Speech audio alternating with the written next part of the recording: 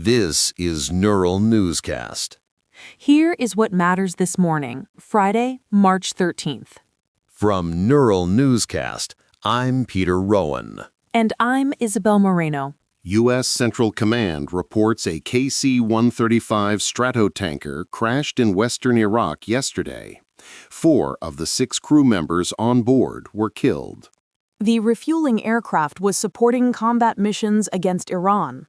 The incident occurred yesterday at approximately 2 p.m. Eastern Time.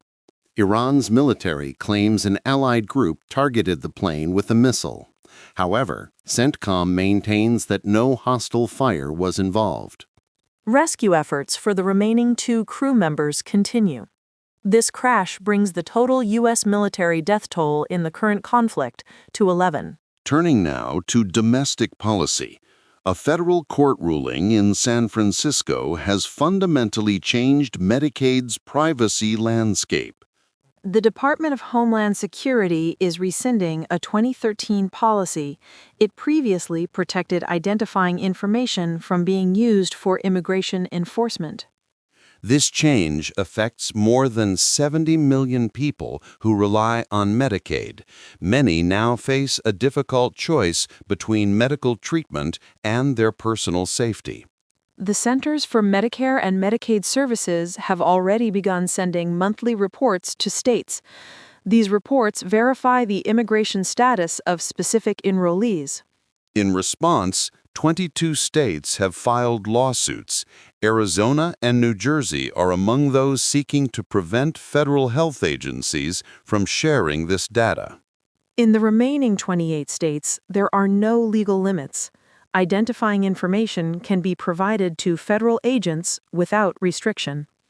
One former state director reported receiving federal requests for lists of Latino-sounding last names. These were used specifically to check immigration status. Attorneys with health law advocates suggest that while current enrollees are already in the system, new applicants are increasingly hesitant to sign up. Meanwhile, community health providers are seeing an impact. The Venice Family Clinic in Los Angeles reports that patients are dropping coverage due to fears of detention. 80% of the clinic's 45,000 patients rely on Medicaid. This loss of coverage is creating a significant financial deficit for the facility. Patty Home, the manager of the clinic's insurance department, says the situation is dire. Some patients are now taking major health risks by going without necessary medications. The facility has been forced to freeze hiring and implement aggressive cost-cutting measures. They are struggling to maintain operations for vulnerable populations. In other news, the Trump administration has loosened sanctions on Russian oil already loaded onto vessels at sea.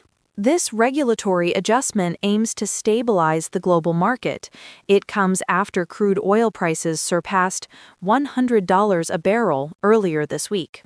While the administration seeks to curb economic fallout, investors remain cautious. 3 more cargo vessels were recently targeted in the Gulf. Next, we look at the French military mission in northern Iraq. They reported the death of Staff Sergeant Arnaud Frion yesterday. Staff Sergeant Frion was killed and 6 others were wounded during a drone strike. It hit a Kurdish military base where they were training local units. The French military says the attack marks a significant escalation for European forces operating within the region. Still, French officials have not yet identified the origin of the drone that targeted the base yesterday morning. Turning now to our watch list for the day ahead. We are monitoring the repatriation of 84 Iranian sailors.